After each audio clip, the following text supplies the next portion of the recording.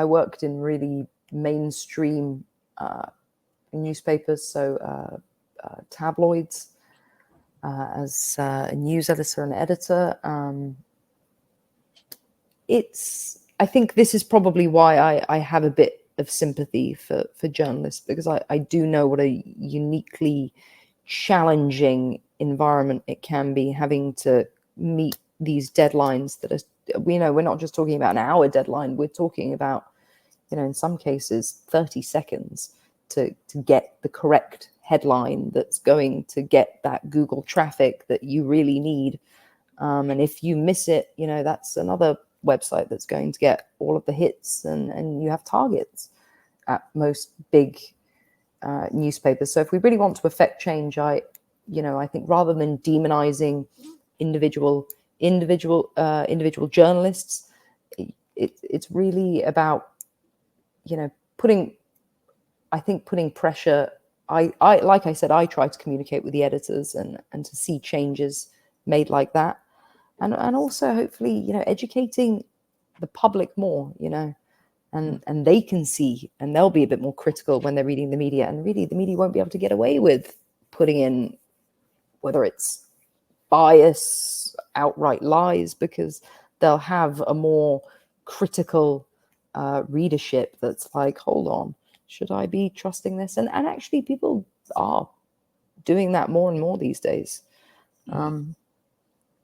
We know that trust in the media is at an all-time low. So I hope that people are reading with a critical lens anyway, especially as it pertains to Israel. Yeah, and I would say it's a tricky job of yours as an editor, and I can relate to that because as I said, I'm a writer myself, and I had a publisher 10 years ago, and it's very hard to give feedback to people, especially when they have a lot of feelings and passion to the things they produce. And I think journalists and writers are very sensitive.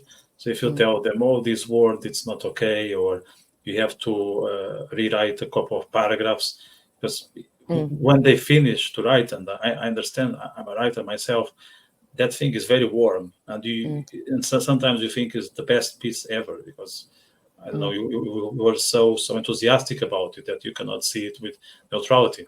And that's where the editor comes in and said, look, if you send it as is, maybe there'll be a couple of people who'll be interested in, but that's it. In 1 week, it's dead. Or people, or other feedback that is very tricky is people won't understand because it's not clear. So how would you approach a journalist to make sure that the piece is improved and there is collaboration between yourself and the individual? I mean, I reach out to journalists on a one-to-one basis a lot, just finding their email address online. In a lot of cases, they've messaged back and gone, oh gosh, I'm sorry, I didn't realize, or I didn't know, and they've made the amendment. With certain places, it will be about engaging with the editor. And sometimes here it really is a case of knowing, of me knowing my stuff. So, I mean, a lot of editors will argue the toss. I know that I used to do this. If I received the complaint, I would not want to make an amendment to that story. Editors loathe to do that. There's a reason for that. It doesn't look good to have lots of amendments and clarifications on your website. So I think, engaging with editors, and I think knowing your stuff and being persuasive. I think putting it in a way that, you're not, I try not to be aggressive or shaming them or whatever. And, just being pleasant and saying, look, it's actually these are these sources. These are why these sources are correct. And the people that you've linked to are not, it's not going to really affect the story if you just, I mean, sometimes it will, but if you would just make this change, and I think you get more with that approach. Yeah. I would agree 100%. I think there's no better approach than reaching out to the person and telling that we are a team, that we are there for the same purpose. We probably wear the same jersey, even though it doesn't seem at the beginning.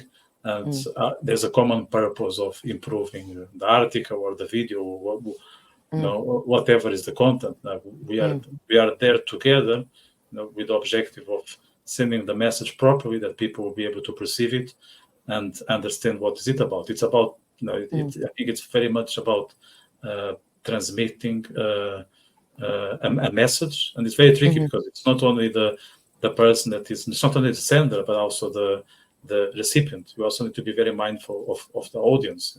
How would you try to anticipate the audience when you look at the content? As in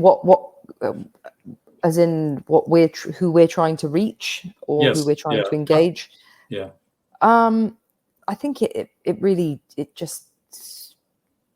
depends. It depends on what on what we're working with. I mean, obviously, if we have a real bombshell clip, from the BBC, someone who said something, and you'd be surprised at how often this happens, that when people are talking unscripted, some of the things that slip out, then we're going to try and get engage younger people, something where we can have something snappy that is visual, that they can look at. Obviously, if it's something dry that is still super damaging misinformation, I mean, an example of that was the Lancet medical journal the other week that published a correspondence that kind of claimed more than 180,000 civilians people might have died in Gaza. This is a short little thing that appeared in the Lancet. It's dry. It's, most people are not going to read it. It was that one little line that they had slipped in. And for that, we have to find ways of making it more exciting. So for that, we do try to do video, but the challenge, I think, is that we find is trying to get, like I said, to make it more appealing to those who don't just want to read an article. So we work with a lot of different mediums. Instagram is a great one for experimenting with both graphics and things like that. Stuff that's very shareable and can be read in a second. I mean, even single sentence things get shared so well, because people just don't have the time, or they're too lazy. I don't know what it is. Yeah, and I think when people are commuting, that kind of content is perfect, because you don't want to read, let's say, a 2 pages article, because maybe all you have is 7 minutes between one stop and the other, and sometimes you are just standing, let's say, in the tube or in the tram.